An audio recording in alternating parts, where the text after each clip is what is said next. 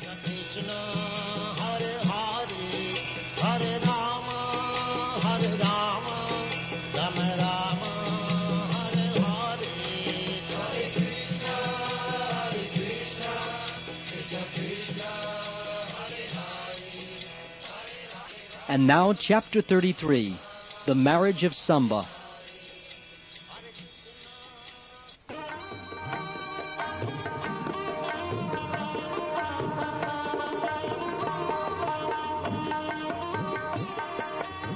Duryodhana, the son of Dhritarashtra, had a marriageable daughter by the name of Lakshmana. She was a very highly qualified girl of the Kuru dynasty, and many princes wanted to marry her.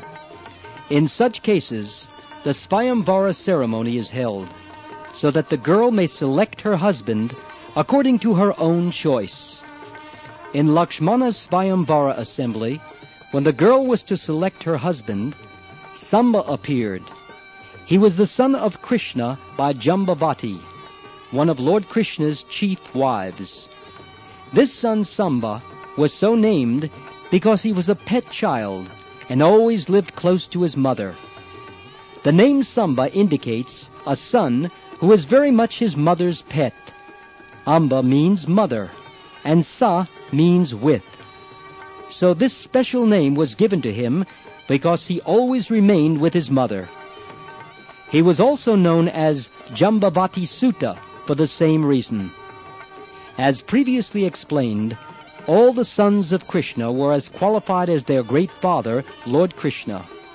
Samba wanted Duryodhana's daughter, Lakshmana, although she was not inclined to have him. Therefore Samba kidnapped Lakshmana by force from the Svayamvara assembly.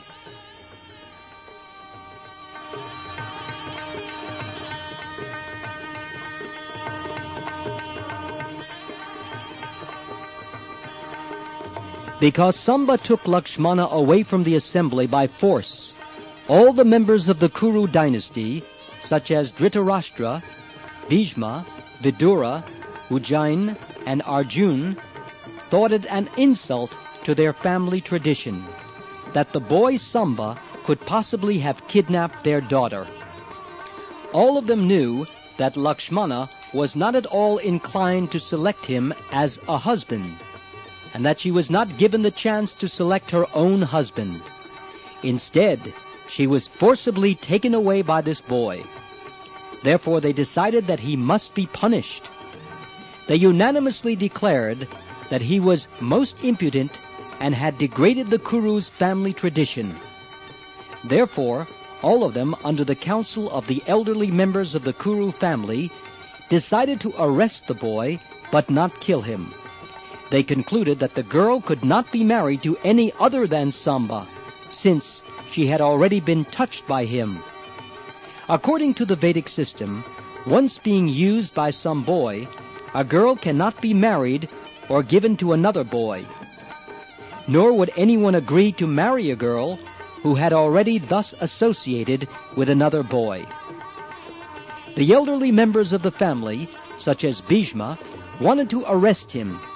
All the members of the Kuru dynasty, especially the great fighters, joined together just to teach him a lesson, and Karna was made the commander-in-chief for this small battle.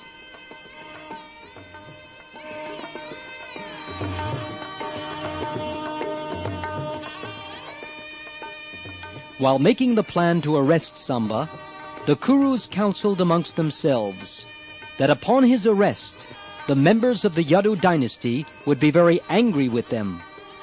There was every possibility of the Yadus accepting the challenge and fighting with them. But they also thought, if they come here to fight with us, what could they do? The members of the Yadu dynasty cannot equal the members of the Kuru dynasty, because the kings of the Kuru dynasty are the emperors, whereas the kings of the Yadu dynasty are able to enjoy their landed property. The Kurus thought, if they come here to challenge us because their son was arrested, we shall accept the fight and teach them a lesson, so that automatically they will be subdued under pressure, as the senses are subdued by the mystic yoga process, pranayama. In the mechanical system of mystic yoga, the airs within the body are controlled, and the senses are subdued and checked from being engaged in anything other than meditation upon Lord Vishnu.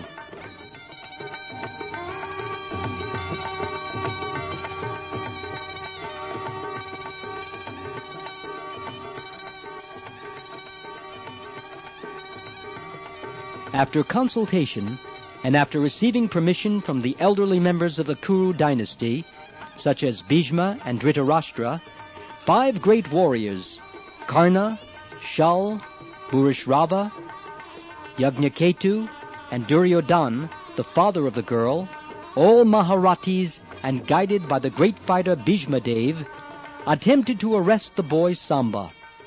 There are different grades of fighters, including Maharati, Ekarati, and Rati, classified according to their fighting ability. These Maharatis could fight alone with many thousands of men. All of them combined together to arrest Samba. Samba was also a Maharati, but he was alone and had to fight with 5 other Maharatis. Still, he was not deterred when he saw all the great fighters of the Kuru dynasty coming up behind him to arrest him.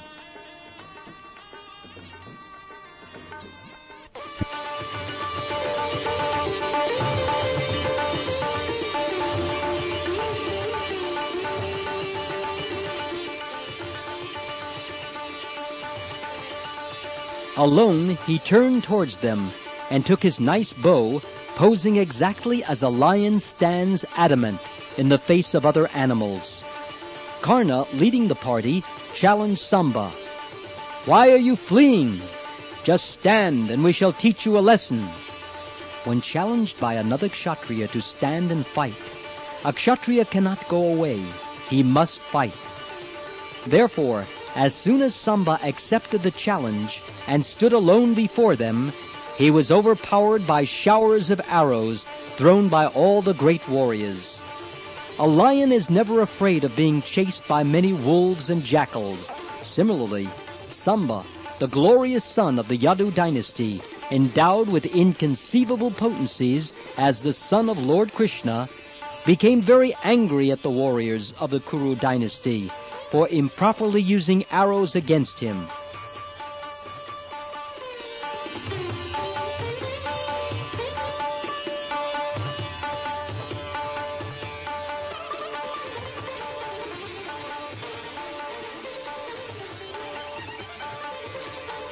He fought them with great talent. First of all, he struck each of the 5 charioteers with 5 separate arrows. He used another 4 arrows to kill the charioteers' horses, 4 on each chariot. Then he used 1 arrow to kill the driver, and 1 arrow for Karna, as well as the other celebrated fighters.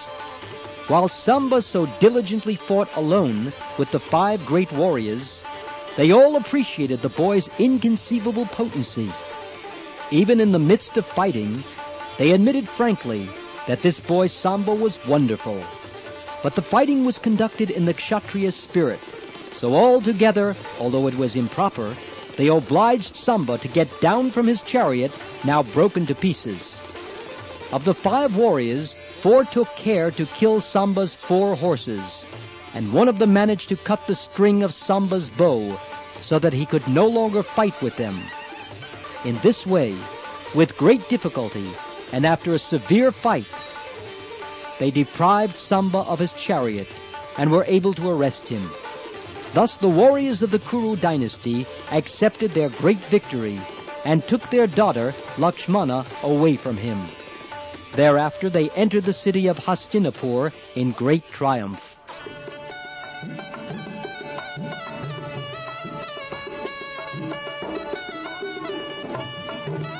The great sage Narad immediately carried the news to the Yadu dynasty that Samba was arrested and told them the whole story.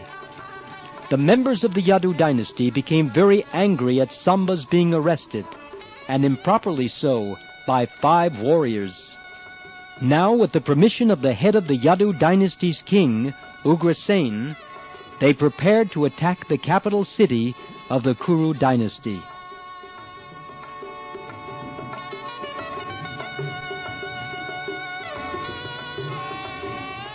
although Lord Balaram knew very well that by slight provocation people are prepared to fight with one another in the age of Kali. He did not like the idea that the two great dynasties, the Kuru dynasty and the Yadu dynasty, would fight amongst themselves, even though they were influenced by Kali Yuga. Instead of fighting with them, he wisely thought, let me go there and see the situation, and let me try to see if the fight can be settled by mutual understanding. Balaram's idea was that if the Kuru dynasty could be induced to release Samba along with his wife Lakshmana, then the fight could be avoided.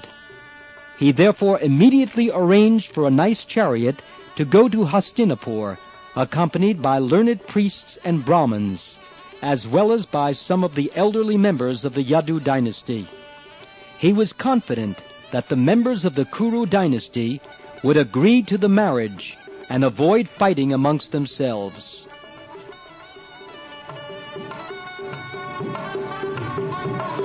As Lord Balaram proceeded toward Hastinapur in his chariot, accompanied by the learned Brahmins and the elderly members of the Yadu dynasty, he looked like the moon shining in the clear sky amongst the glittering stars. When Lord Balaram reached the precincts of the city of Hastinapur, he did not enter, but stationed himself in a camp outside the city in a small garden house. Then he asked Uddhava to see the leaders of the Kuru dynasty and inquire from them whether they wanted to fight with the Yadu dynasty or to make a settlement. Uddhava went to see the leaders of the Kuru dynasty, and he met all the important members, including Bhishmadev, Dhritarashtra, Dronacharya, Bali, Duryodhan, and Bahalik. After offering them due respects, he informed them that Lord Balaram had arrived at the garden outside the city gate.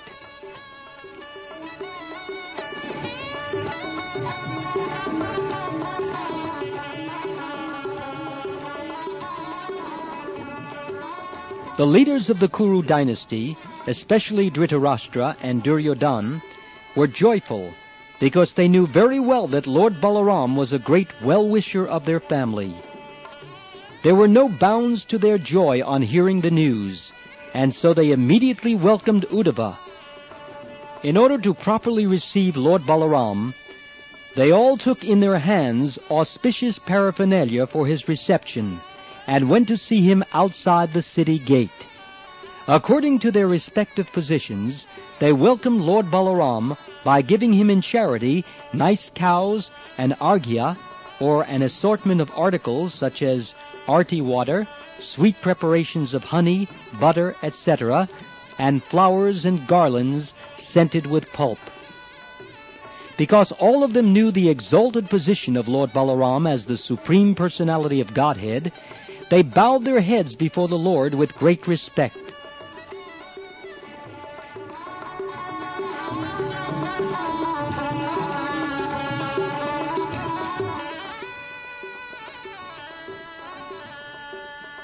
They all exchanged words of reception by asking one another of their welfare, and when such formalities were finished, Lord Balaram, in a great voice and very patiently, submitted before them the following words for their consideration.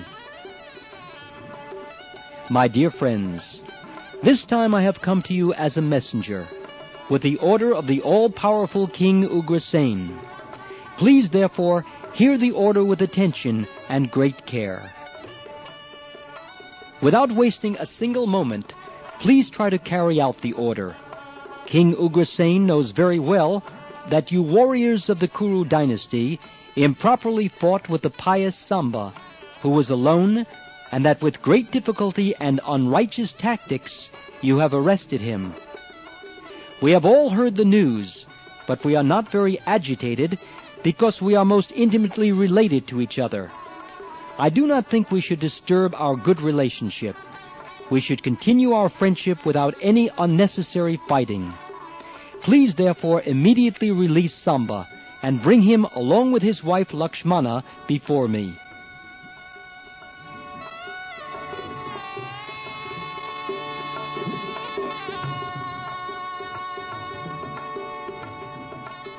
When Lord Balaram spoke in a commanding tone, full of heroic assertion, supremacy, and chivalry, the leaders of the Kuru dynasty did not appreciate his statements.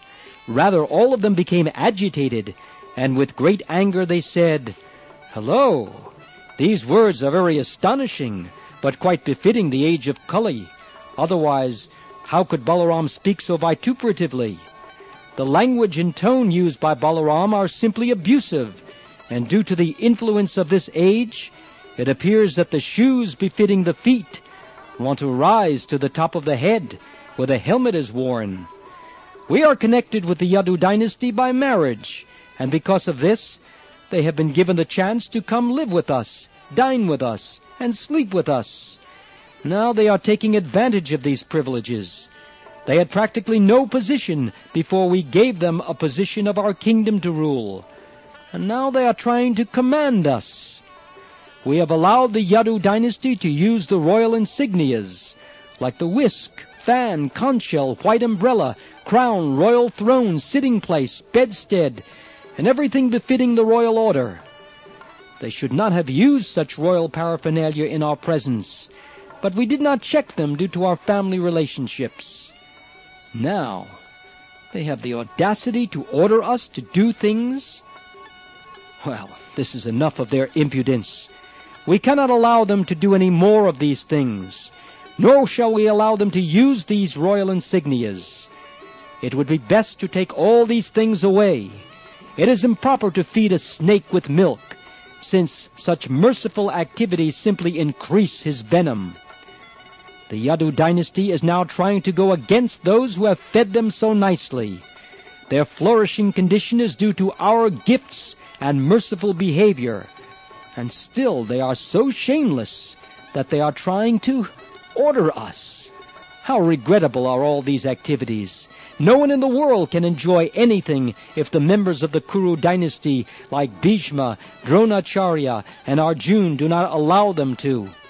Exactly as a lamb cannot enjoy life in the presence of a lion, without our desire, it is not even possible for the demigods in heaven, headed by King Indra, to find enjoyment in life, what to speak of ordinary human beings. Actually, the members of the Kuru dynasty were very puffed up due to their opulence, kingdom, aristocracy, family tradition, great warriors, family members, and vast expensive empire. They did not even observe common formalities of civilized society, and in the presence of Lord Balaram, they uttered insulting words about the Yadu dynasty. Speaking in this unmannerly way, they returned to their city of Hastinapur.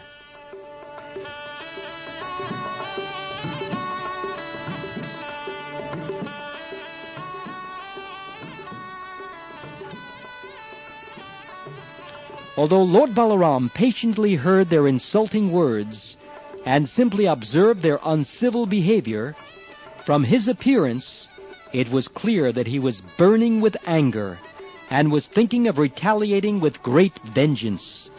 His bodily features became so agitated that it was difficult for anyone to look at him. He laughed very loudly and said, "It is true that if a man becomes too puffed up because of his family, opulence, beauty, and material advancement, he no longer wants a peaceful life, but becomes belligerent towards all others. It is useless to give such a person good instruction for gentle behavior and peaceful life. On the contrary, one should search out the ways and means to punish him."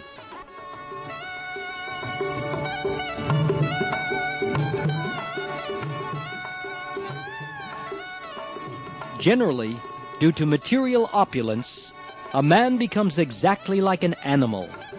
To give an animal peaceful instruction is useless, and the only means is argumentum ad baculum. In other words, the only means to keep animals in order is a stick. Just see how impudent are the members of the Kuru dynasty. I wanted to make a peaceful settlement, despite the anger of all the other members of the Yadu dynasty, including Lord Krishna himself. they were preparing to attack the whole kingdom of the Kuru dynasty, but I pacified them and took the trouble to come here to settle the affair without any fighting.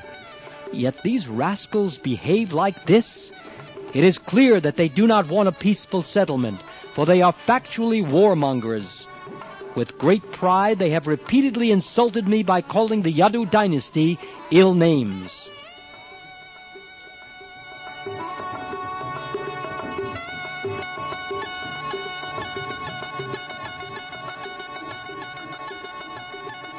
Even the king of heaven, Indra, abides by the order of the Yadu dynasty. And you consider King Ugrasen, the head of the Bhojas, Vrishnis, Andakas, and Yadavas, to be the leader of a small phalanx. Your conclusion is wonderful. You do not care for King Ugrasen, whose order is obeyed even by King Indra. Consider the exalted position of the Yadu dynasty. They have forcibly used both the assembly house and the Parijatri of the heavenly planet, and still you think that they cannot order you. Don't you even think that Lord Krishna, the Supreme Personality of Godhead, can sit on the exalted royal throne and command everyone?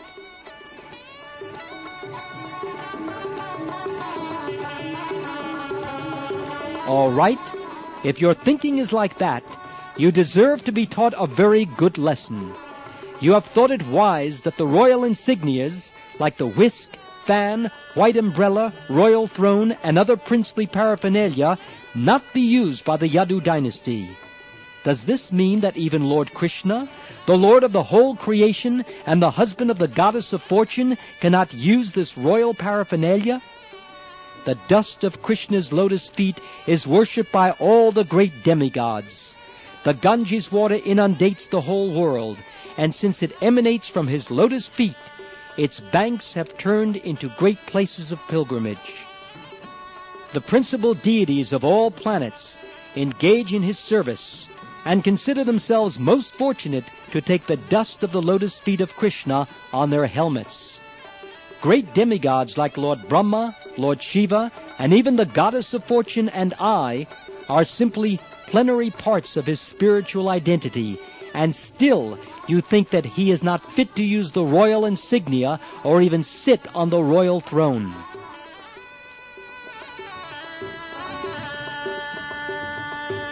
Alas, how regrettable it is that these fools consider us, the members of the Yadu dynasty, to be like shoes and themselves like helmets.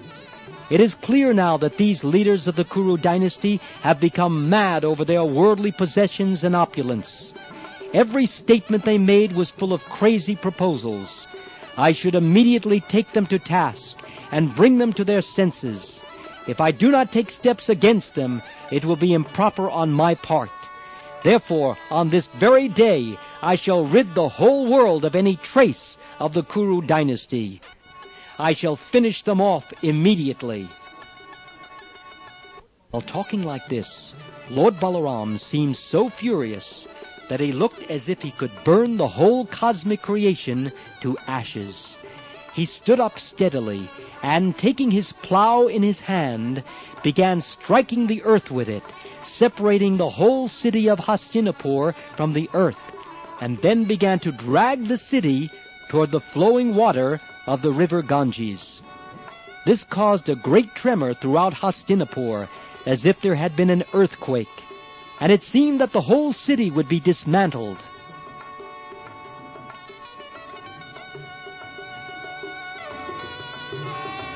When all the members of the Kuru dynasty saw that their city was about to fall into the water of the Ganges, and when they heard their citizens howling in great anxiety, they immediately came to their senses and understood what was happening. Thus, without waiting another second, they brought forward their daughter Lakshmana. They also brought Samba, who had forcibly tried to take her away, keeping him in the forefront with Lakshmana at his back. All the members of the Kuru dynasty appeared before Lord Balaram with folded hands, just to beg the pardon of the Supreme Personality of Godhead. Now, using good sense, they said, O Lord Balaram, reservoir of all pleasures, you are the maintainer and support of the entire cosmic situation. Unfortunately, we were all unaware of your inconceivable potencies. Dear Lord, please consider us most foolish. Our intelligence was bewildered and not in order. Therefore, we have come before you to beg your pardon. Please excuse us.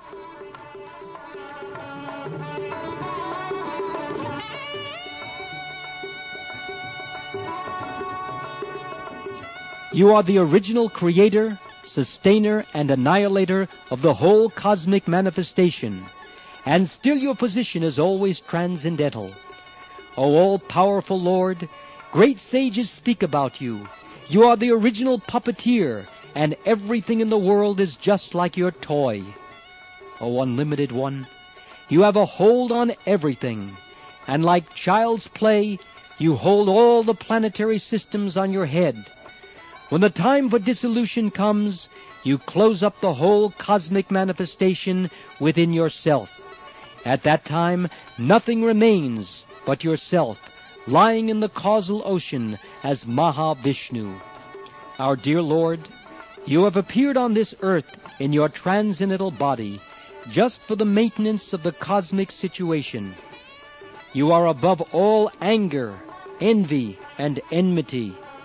Whatever you do, even in the form of chastisement, is auspicious for the whole material existence.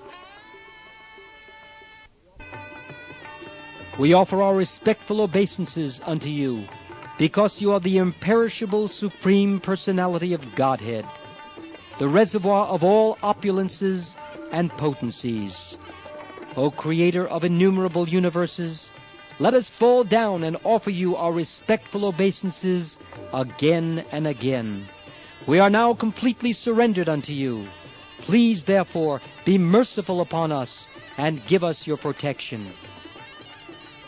When the prominent members of the Kuru dynasty, beginning with Grandfather Bhishmadev down to Arjun and Duryodhan, had offered their respectful prayers in that way, the Supreme Personality of Godhead, Lord Balaram, immediately became softened and assured them that there was no cause for fear and that they need not worry.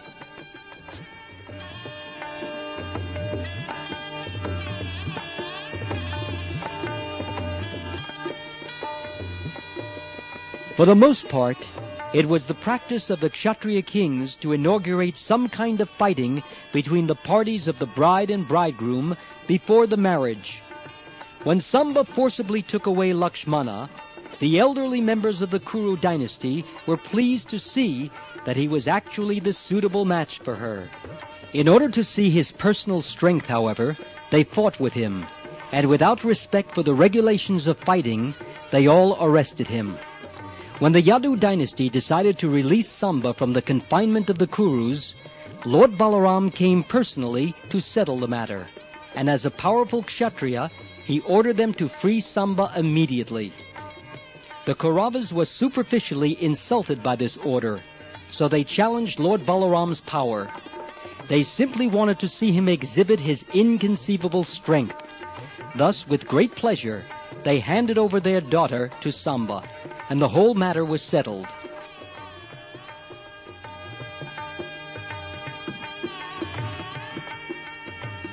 Duryodhan, being affectionate toward his daughter Lakshmana, had her married to Samba in great pomp. For her dowry, he first gave 1,200 elephants, each at least 60 years old. Then he gave 10,000 nice horses, 6,000 chariots, dazzling just like the sunshine, and 1,000 maidservants decorated with golden ornaments. Lord Balaram, the most prominent member of the Yadu dynasty, acted as guardian of the bridegroom, Samba, and very pleasingly accepted the dowry. Balaram was very satisfied after his great reception from the side of the Kurus, and, accompanied by the newly married couple, he started toward his capital city of Dvorka.